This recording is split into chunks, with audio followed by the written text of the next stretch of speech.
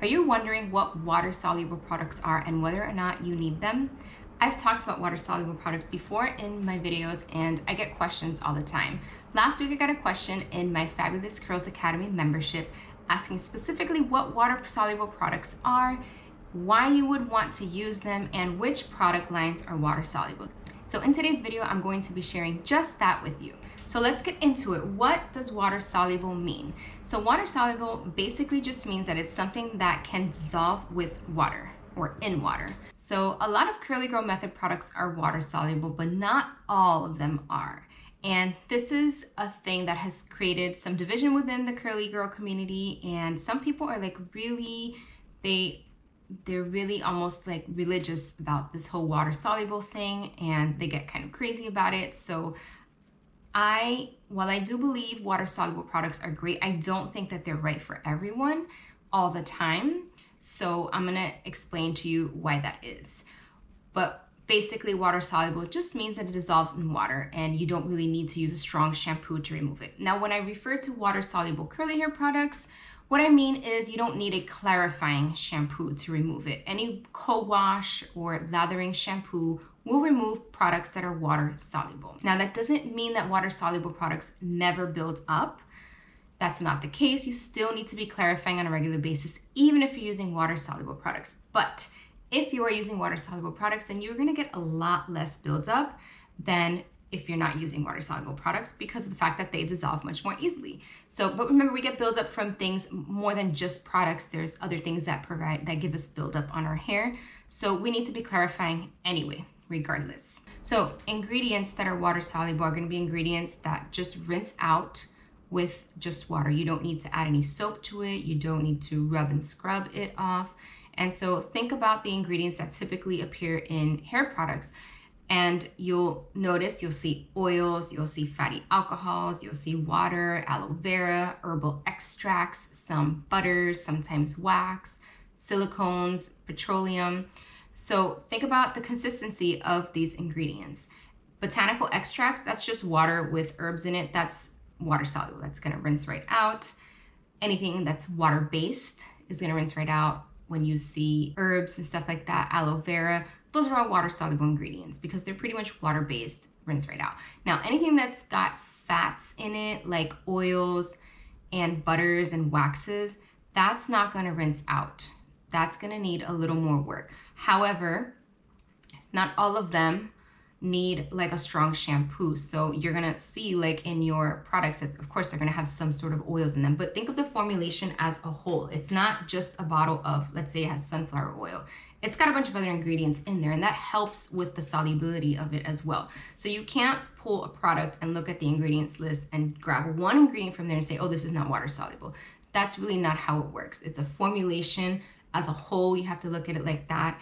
And then you have to consider the shampoo that you're using as well, because that's gonna remove almost everything, even a co-wash. So the things that really don't come out that are not water soluble, like I said, are gonna be the waxes, for example, like beeswax and silicones.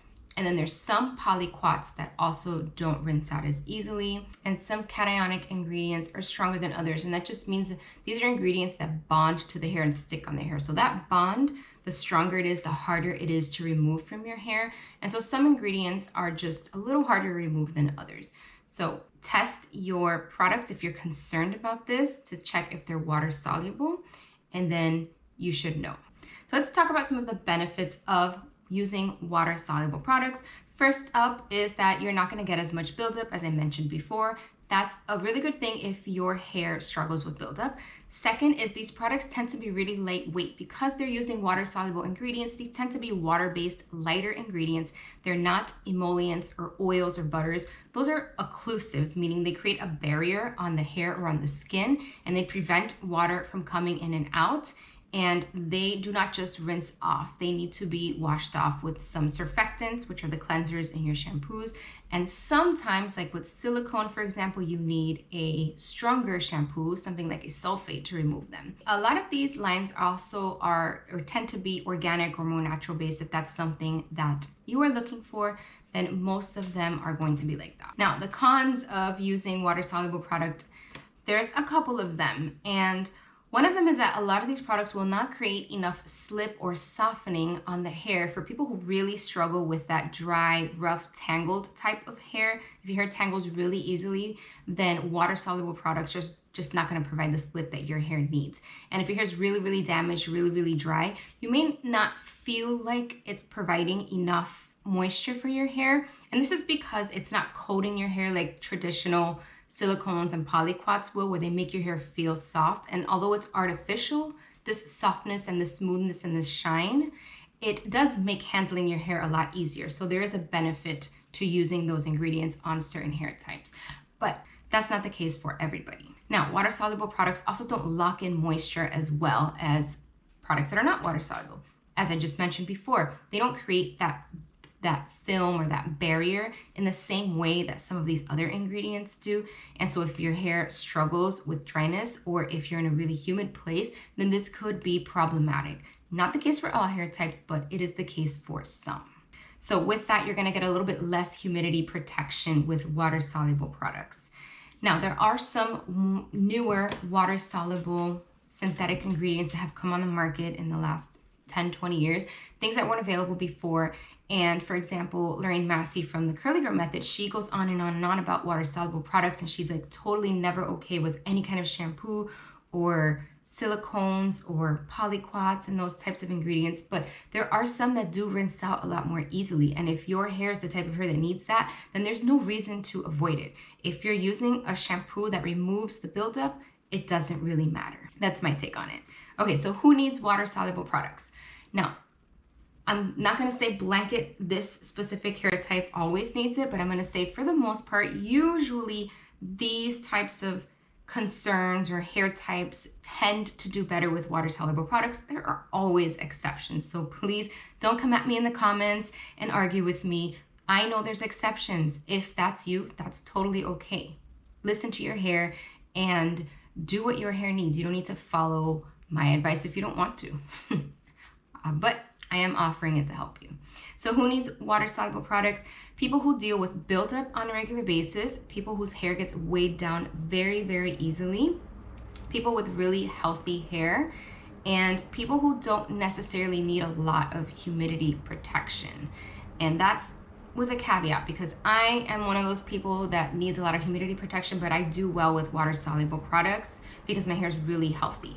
So remember, the more damaged your hair is, the less it's going to be able to handle things like humidity and other things that you throw at it. So who should avoid water-soluble products? Well, I kind of mentioned this already before, but if you struggle with tangles, if you need a lot of moisture and a lot of slip to get your hair to feel that soft, silky smooth, if you prefer the feel of silicones in your hair, then you're probably not going to be happy with the way that water-soluble products leave your hair feeling, because they're so lightweight, your hair just kind of like absorbs it, and you're left with the feeling of your natural hair. It's not giving you that synthetic, slippery, silky feeling that other products give you when they're using ingredients that tend to build up but make your hair feel a little bit nicer. So it's a little bit of a personal decision in that case. If you want your hair to always feel that silky smoothness and you prefer it to be shiny and soft like that, and you're willing to deal with a little bit of buildup, then don't worry about water-soluble products. Use the products that work for you, and just make sure that you're using a really good shampoo,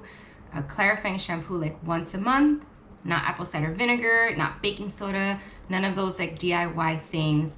A true clarifying shampoo with like a sulfate in it, something strong that you're gonna remove that buildup so that your hair is accepting the moisture and the products that you're putting in it. If your hair has buildup from non-water soluble products on it, you can put deep conditioners on your hair, you can put serums, but your hair cannot absorb any of that stuff because you've got a barrier that is between your hair and the products that you're trying to put on it. So it's not gonna absorb that stuff. So that's why it's really important to make sure if you're not using water soluble products that you are clarifying on a regular basis. Okay, now water soluble brands, people always ask me, there aren't that many, and I'm gonna list a couple of brands, but there are a handful of products within the brands that are not water soluble. So that is typically anything that's like a pomade, waxy, that's gonna have beeswax in it, that's not water soluble.